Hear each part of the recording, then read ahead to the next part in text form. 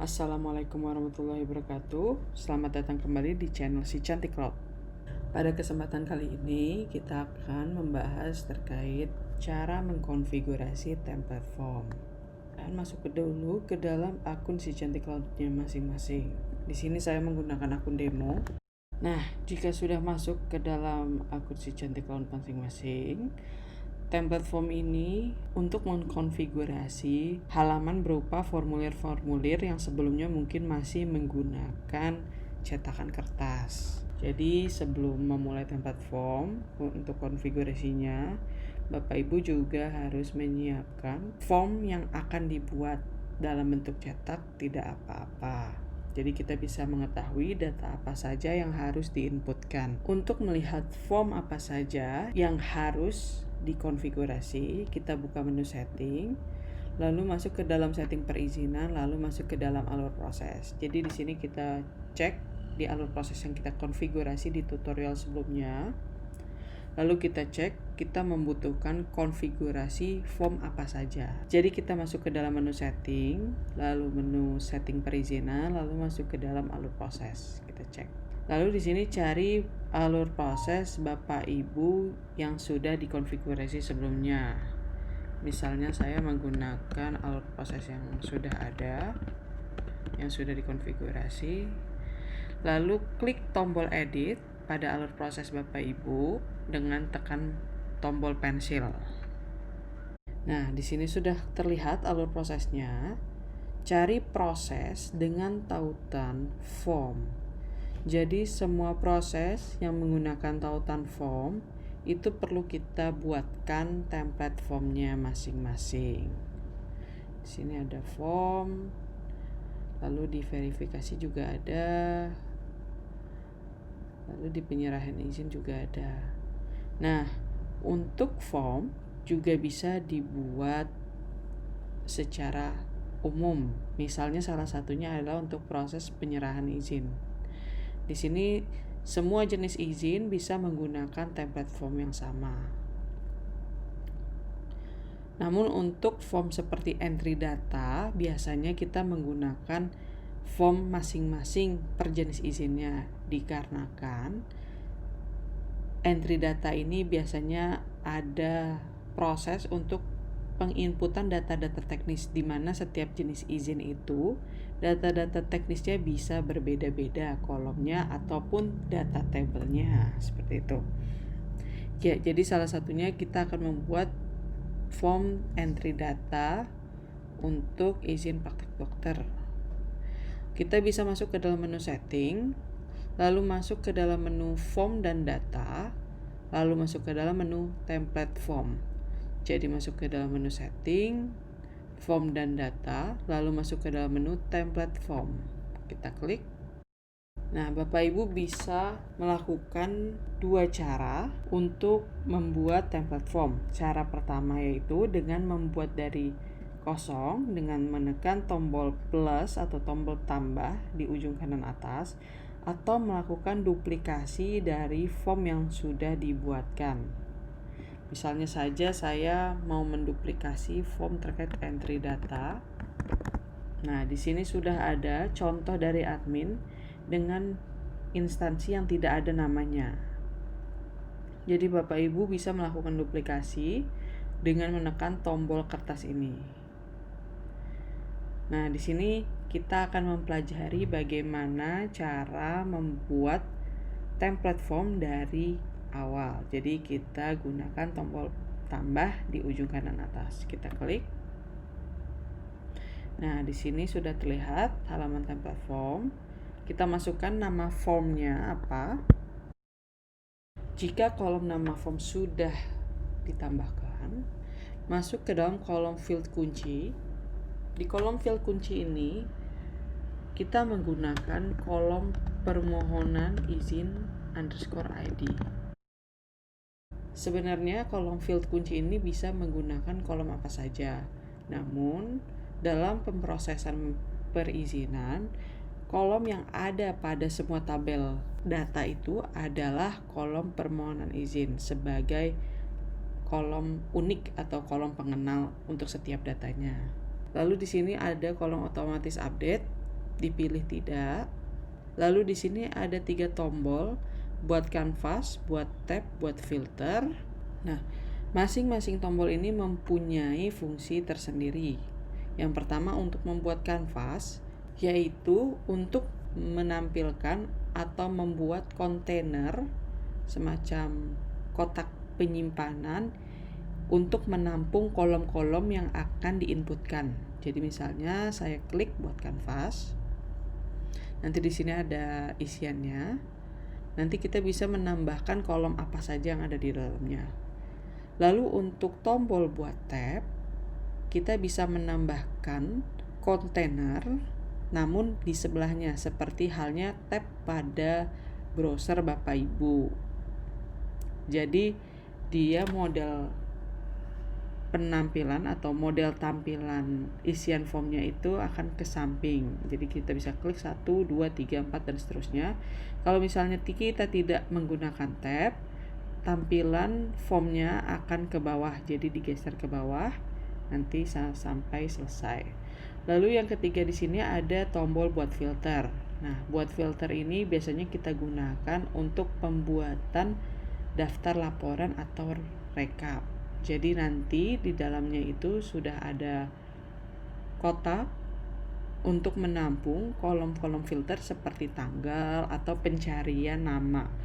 Namanya bisa nama pemohon, nama jenis izin, atau kolom-kolom lainnya.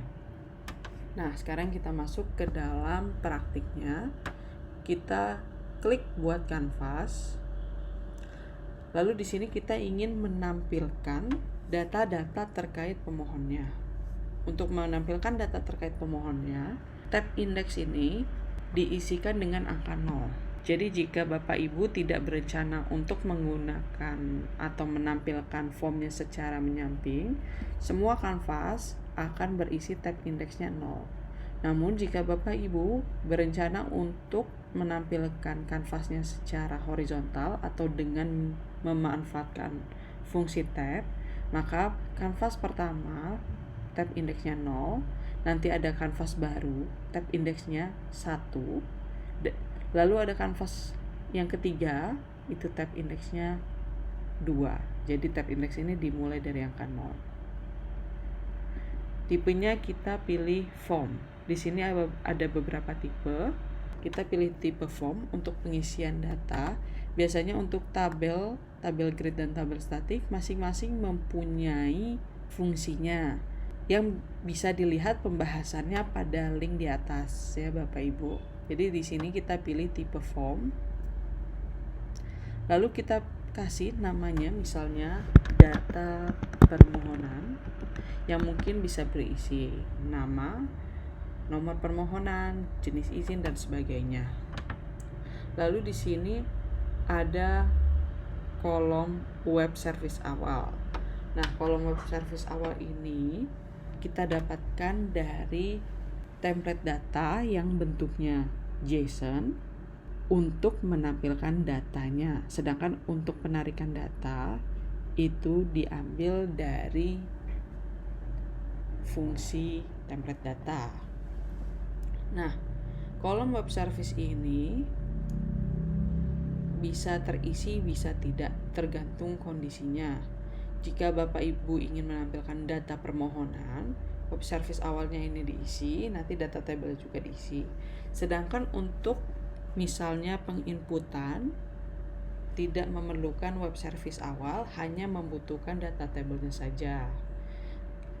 Untuk kasus pembuatan laporan dan rekap, biasanya web service awal ini akan diisikan dengan template data yang sudah dibuat dengan tabel CView Recap All biasanya seperti itu. Itu ada di pembahasannya di tutorial yang ini. Untuk data permohonan, web service awalnya ini yaitu kita ketikkan template data /keluaran/ atau garis miring, lalu tambahkan 29.json. Nah, Bapak Ibu, ini sifatnya mutlak untuk mengambil data permohonan. Jadi kita pasti menggunakan web service awal ini, template data atau saya ketikkan di text editor. Nah, di sini untuk mengambil data permohonan, untuk web service awalnya pasti ini ya Bapak Ibu, mohon maaf ini garis miring. Lalu untuk data tabelnya dipilihnya CV header permohonan, pasti ini. Jadi isian pasti adalah ini. Ya, kita kembali ke dalam template form. Nah, jika sudah diisikan dengan web service-nya, masukkan nama data tabelnya yaitu CV header permohonan C_V_header permohonan, pasti yang ini. Jadi ini sudah berpasangan, pasti template data keluaran 29.json, data tabelnya CV header permohonan. Lalu di kolom selanjutnya ini ada nomor urut. Nomor urut ini yang akan mengurutkan kanvas secara vertikal, misalnya paling atas nomor 1, 2, 3 dan selanjutnya. Jadi untuk kanvas pertama kita masukkan nomor urut 1, lalu kita simpan. Nah, seperti ini untuk data permohonan. Lalu kita tambahkan buat elemen di sini. Buat elemen ini untuk menampilkan kolom-kolom atau data yang akan di-review atau diulas, atau juga untuk kolom-kolom untuk melakukan penginputan. Jadi nanti ada perbedaannya di tipe elemennya. Jadi misalnya untuk data permohonan kita hanya untuk menampilkan saja. Data kolomnya kita cari misalnya untuk nama pemohon atau nomor permohonan terlebih dahulu. Untuk kolom nomor permohonan misalnya kita ketikkan nama labelnya. Label ini bisa disesuaikan dengan kebutuhan Bapak Ibu. Misalnya saya ingin mengetikkannya nomor pendaftaran, boleh.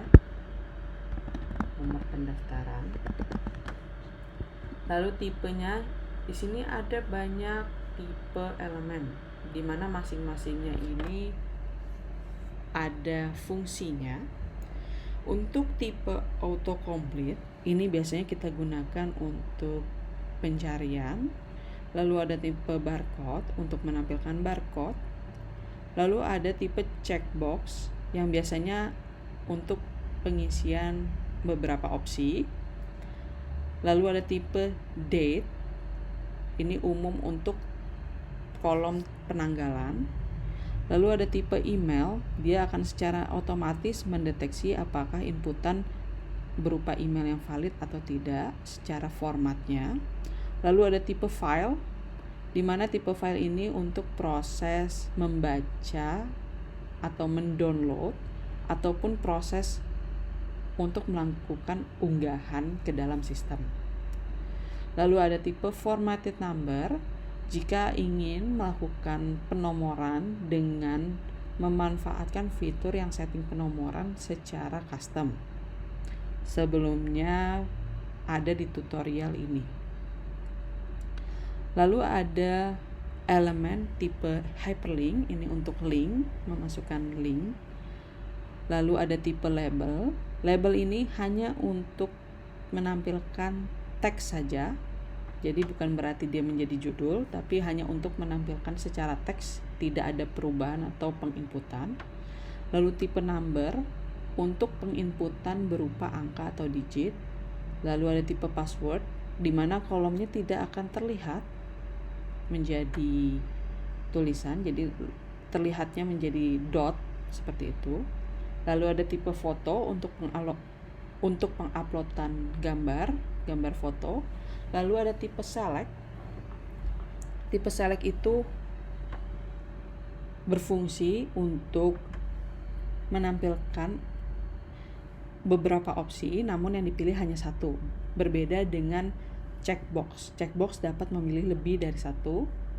Namun kalau select, dia seperti drop down, jadi ada pemilihannya ke bawah seperti ini. Nih, seperti select. Lalu ada select WS, di mana select WS ini akan menampilkan dialog tambahan berisi data-data yang lebih lengkap, seperti halnya pada pemilihan jabatan pada form kepegawaian. Lalu ada tipe teks. Tipe teks ini untuk penginputan karakter, bisa angka, bisa huruf, bisa simbol. Lalu ada teks area, penginputan karakter juga, namun dengan bidang yang lebih luas. Maksud saya dengan kolom yang lebih luas, seperti halnya pada teks editor. Lalu yang terakhir adalah QR code. Di sini untuk menampilkan QR, kode QR. Ya, jadi untuk menampilkan data saja kita pilih tipe label. Wajibnya boleh diisi ya atau tidak masalah karena kita hanya menampilkan data. Jika Bapak Ibu membuat konfigurasi untuk penginputan data, wajib pilihnya. Bisa disesuaikan, jika memang harus diisi dipilih iya, kalau memang tidak harus diisi. Jika memang tidak harus diisi, bisa memilih tidak. Di sini saya pilih tidak karena hanya menampilkan nomor urut itu 1 karena nomor urut kolom, jadi bisa langsung diatur di dalam kanvasnya. Jika ada kanvas baru, nomor urutnya mulai dari 1 lagi. Kita simpan. Lalu misalnya di sini saya mau menambahkan nama pemohon, label pemohon seperti ini misalnya. Tipenya kita cari label, wajibnya tidak. Nomor urutnya kita pilih 2, lalu kita simpan. Dia akan otomatis bertambah kolomnya seperti ini. Kita tambahkan lagi elemen, misalnya untuk alamat pemohon. Di sini kita kasih alamat. Tipenya label juga. Wajib tidak. Di sini 3, lalu kita simpan.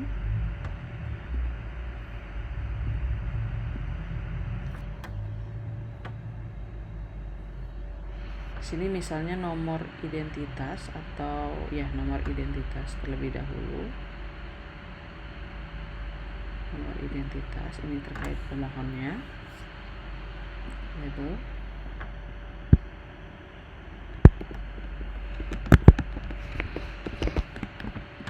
Tipenya label. Wajib tidak, ini menjadi misalnya 4. Lalu saya ingin menambahkan misalnya jenis izin atau jenis pendaftarannya, misalnya seperti bentuknya baru, perpanjangan atau pembatalan dan sebagainya, atau perubahan seperti itu. Jenis permohonan, misalnya di sini jenis permohonan, saya tulis tipenya label, wajibnya tidak. Namun saya ingin menampilkan kolom jenis permohonan ini setelah nomor atau sebelum nomor pendaftaran. Otomatis di sini saya masukkan nomor urutnya menjadi 1, lalu kita simpan. Nah, dia akan masuk ke bawah sini dikarenakan di sini juga bernomor urut 1, di sini juga bernomor urut 1, namun berdasarkan kolom di kamus datanya. Kita bisa ubah atau mungkin dibiarkan seperti ini, tidak masalah. Lalu saya mau menambahkan jenis izinnya. Jenis izin tipe label, wajibnya tidak, lalu kita simpan. Nah, saya tidak mengubah nomor urutnya, tetap 1, jadi dia akan berada di atas barisan pemohon. Lalu saya ingin menambahkan lokasi izinnya. Lokasi izin, tipenya juga label, wajibnya tidak, lalu kita simpan. Nah, dia akan bertambah di bawah jenis izin. Jika seperti ini tidak masalah nomor urutnya, namun Bapak Ibu jika ingin secara lebih teratur bisa diubah satu-satu, diedit menggunakan titik-titik di sebelah kanan masing-masing kolom. Tinggal ditekan lalu edit, tinggal dirubah nomor urutnya seperti itu. Nah, ini misalnya untuk data permohonan yang hanya bersifat menampilkan saja atau untuk dibaca.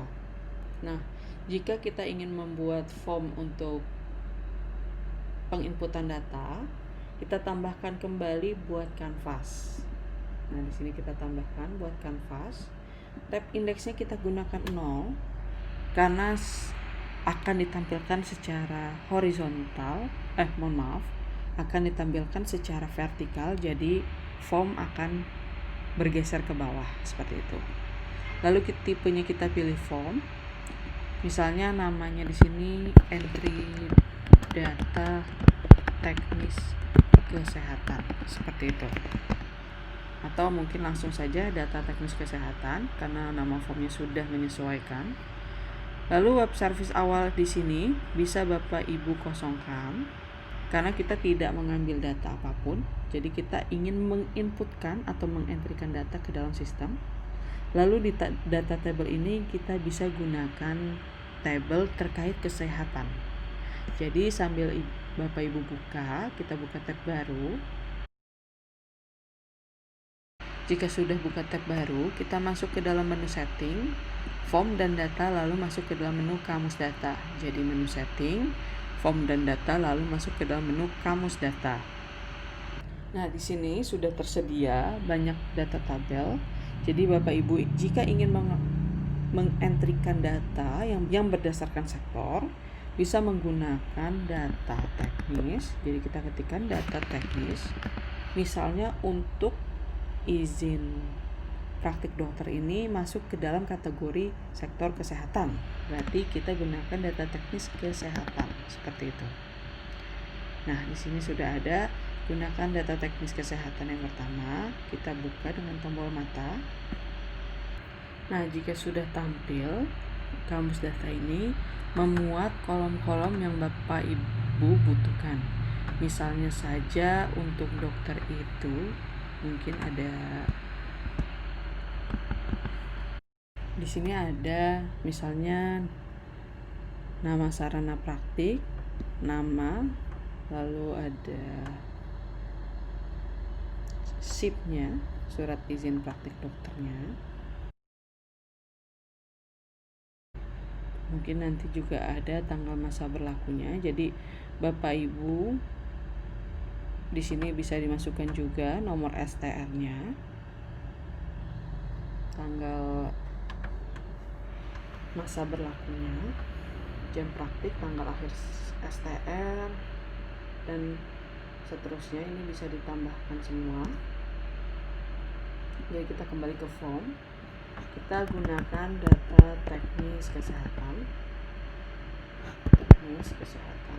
Nah, di sini pilih data teknis kesehatan yang tanpa C. Diambil dari nama data table yang paling atas. Jadi kita ketikkan nama data tablenya pada halaman template form untuk kolom data table. Lalu nomor urutnya menjadi 2 karena akan ditampilkan setelah data permohonan. Kita simpan. Nah, lalu kita tambahkan buat elemen. Misalnya saja saya mau menambahkan nama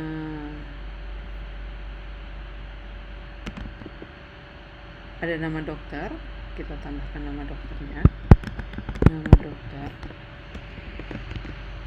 Lalu kita pilih tipenya teks karena kita hanya menginputkan karakter, tidak perlu yang besar. Teks area biasanya digunakan untuk penginputan deskripsi yang isiannya bisa lebih dari 1 kalimat. Lalu kolom wajib kita pilih ya, nomor urut mulai dari 1 kembali, lalu kita simpan. Sudah ditambahkan nama dokter. Lalu saya ingin menambahkan misalnya tanggal,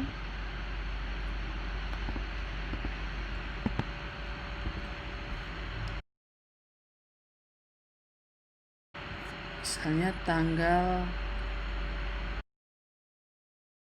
tanggal dikeluarkan STR. Di sini saya ketikkan labelnya tanggal awal, atau mungkin tadi ada kolom yang lain. awal berlaku, bisa kita gunakan ini juga. Tanggal awal STR, kita pilih tipenya menjadi date. Jadi dia akan memunculkan jendela untuk memilih tanggal secara otomatis. Wajib, ya. Nomor urutnya kita pilih 2, kita simpan. Nah, dia akan muncul seperti ini, kolomnya akan berbeda. Lalu untuk tanggal akhir STR misalnya, kolom-kolom ini bisa disesuaikan dengan form yang Bapak Ibu punya. Jadi misalnya ada kolom yang tidak saya inputkan di sini, Bapak Ibu sekalian bisa menginputkan yang disesuaikan dengan kebutuhan Bapak Ibu. Misalnya tanggal akhir STR, lalu masukkan labelnya yang disesuaikan, lalu tipenya kita pilih date kembali, lalu wajib, ya, nomor urutnya 3, lalu kita klik simpan. Lalu di sini saya memasukkan misalnya nomor STR,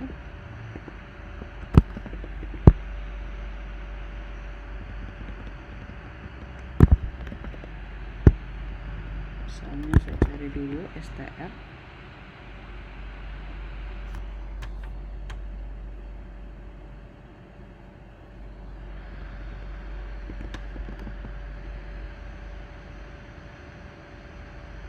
Surat tanda registrasi. Di sini bisa kita uploadkan bentuk halaman atau bukti surat tanda registrasinya. Misalnya saja di sini STR, saya ketikkan seperti itu. Tipenya kita pilih file. Jadi nanti Bapak Ibu bisa menguploadkan bukti STR-nya di sini.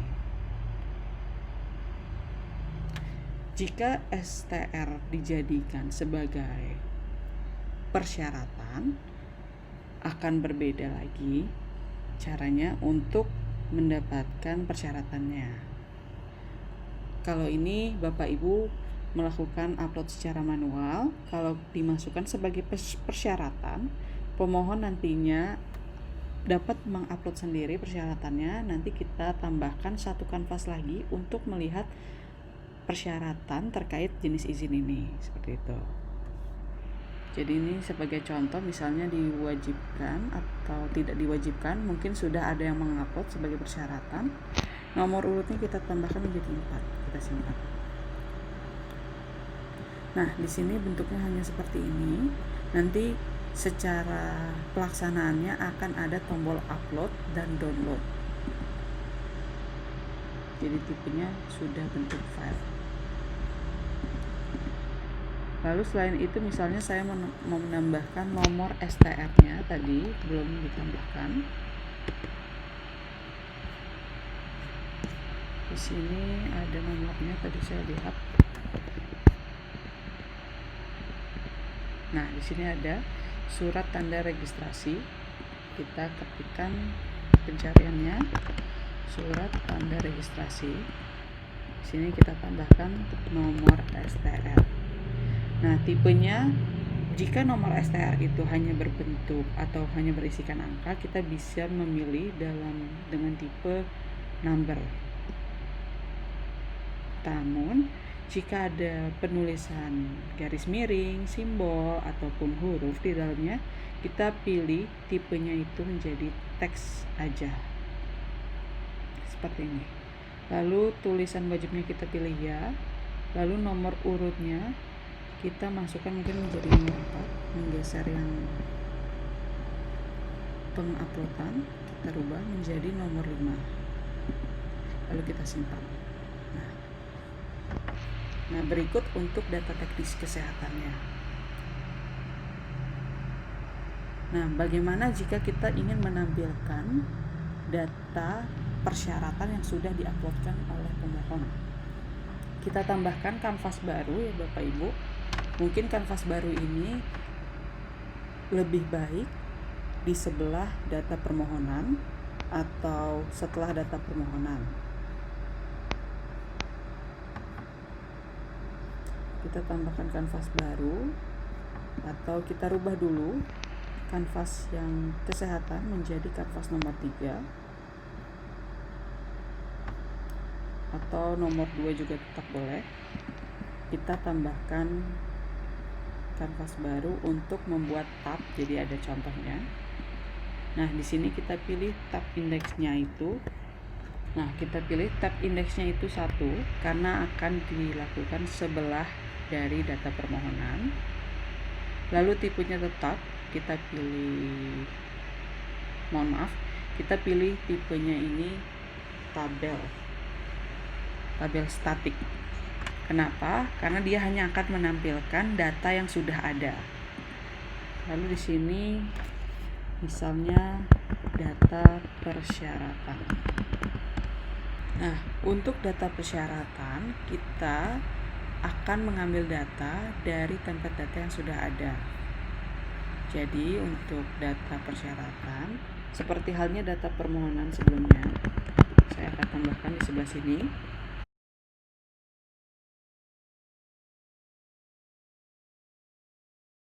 Jadi untuk data persyaratan,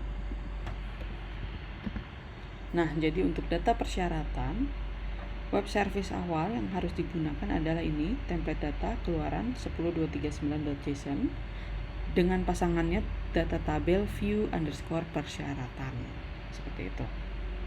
Jadi tulisan huruf gede kecilnya disesuaikan juga, jangan sampai ada salah penulisan ketik. Kalau misalnya ada salah penulisan ketik, formnya tidak akan berjalan atau data yang ditampilkan tidak ada, seperti itu.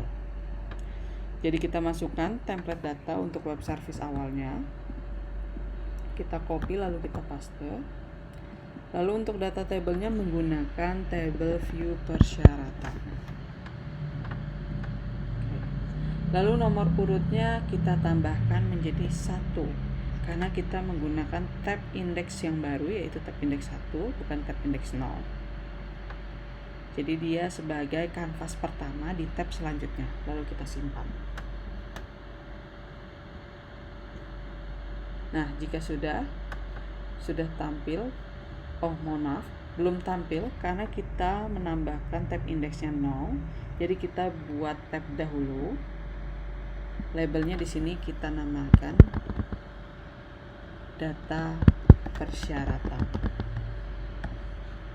Kita simpan. Nah, di sini sudah ada tab data persyaratan. Sudah juga terlihat kanvas yang kita buat untuk data persyaratannya. Mungkin di sini lebih deskriptif untuk menjadi lampiran persyaratan, kita simpan. Nah, di sini ada tombol hapus tab. Jika Bapak Ibu tidak jadi menggunakan tab, hapus dulu kanvas di dalamnya. Jadi semua kanvasnya harus dihapus, baru Bapak Ibu bisa melakukan hapus tab. Karena jika tidak dilakukan secara prosedural seperti itu, maka akan terjadi error saat menyimpan. Nah, untuk menghindari error saat penyimpanan, lakukanlah simpan form secara berkala ya Bapak Ibu. Jangan sampai nanti kita sudah selesai membuat di belakang hingga akhir, namun gagal simpan karena ada satu kesalahan error. Kita simpan terlebih dahulu. Nah, lalu kita buka lagi untuk entrian datanya.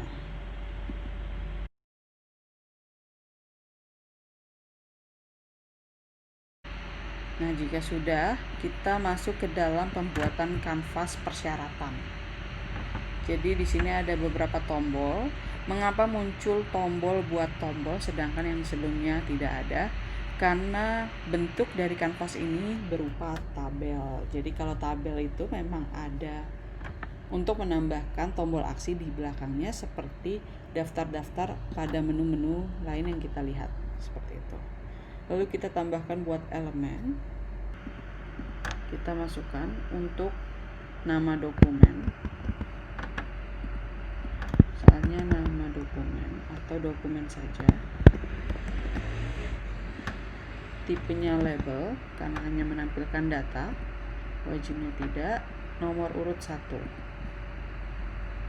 Berbeda halnya pada kanvas tipe table. Kalau kanvas tipe form, dia akan menambahkan form kolomnya bisa ke bawah. atau nanti ke samping di sebelahnya seperti ini. Namun kalau kanvas dengan tipe tabel, nanti buat elemen, lalu untuk nomor urutnya akan ditambahkan kolom ke samping atau di kanannya. Setelah itu misalnya saya ingin menampilkan dokumennya sendiri, jadi kita pilih untuk link dokumennya, link persyaratannya itu kita pilih path. Nah, ini kolom untuk menampilkan URL dari dokumen tersebut. Kita namakan URL atau link tautan dokumen. Tautan. Seperti ini. Lalu kita pilih tipenya itu file. Nah, seperti ini wajibnya tidak. Nomor urutnya menjadi 2. Kita simpan. Nah, di sini sudah ada seperti ini. Di sini tetap ada tombol upload. Namun saat pelaksanaannya, tombol upload ini walaupun sudah dipilih file untuk diuploadnya tidak akan mengganti file yang sudah ada. Dikarenakan pada kanvas ini kita pilih tabel yang menggunakan istilah view. Jadi kalau ada tabel dengan istilah view, dia hanya untuk membaca saja, tidak ada proses penyimpanan ke dalamnya.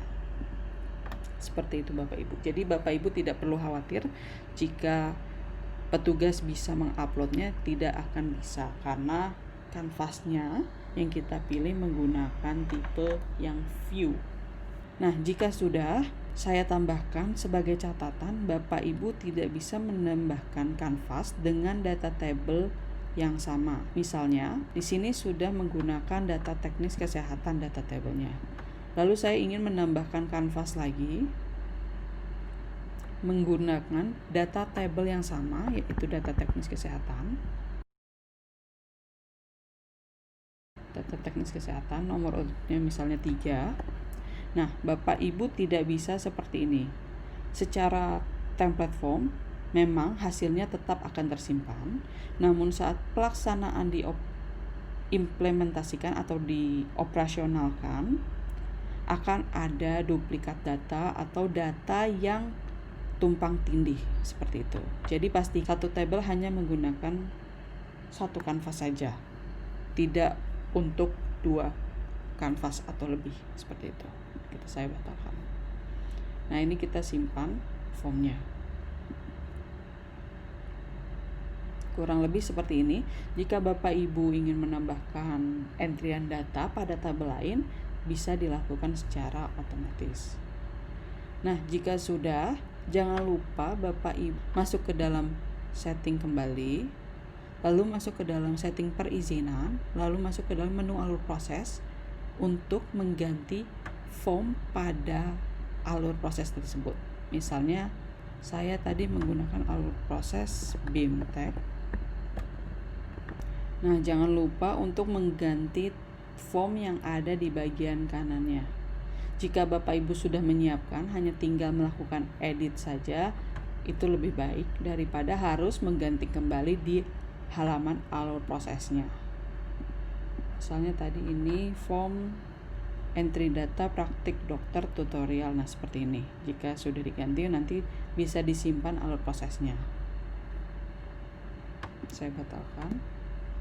Nah, untuk materi template form sebenarnya sudah semua disampaikan, tinggal disesuaikan dengan kebutuhan Bapak Ibu. Kolom-kolom apa saja yang dibutuhkan itu bisa disesuaikan. Namun jika ada kolom yang belum terakomodir pada kamus data, Bapak Ibu bisa melakukan request penambahan kolom tersebut kepada admin pusat. Sekian untuk pembahasan kali ini. Mohon maaf bila ada kekurangan atau kesalahan dalam penyampaian data. Terima kasih Bapak Ibu sudah bergabung. Jika ada pertanyaan dapat menuliskan pada komen. Wassalamualaikum warahmatullahi wabarakatuh.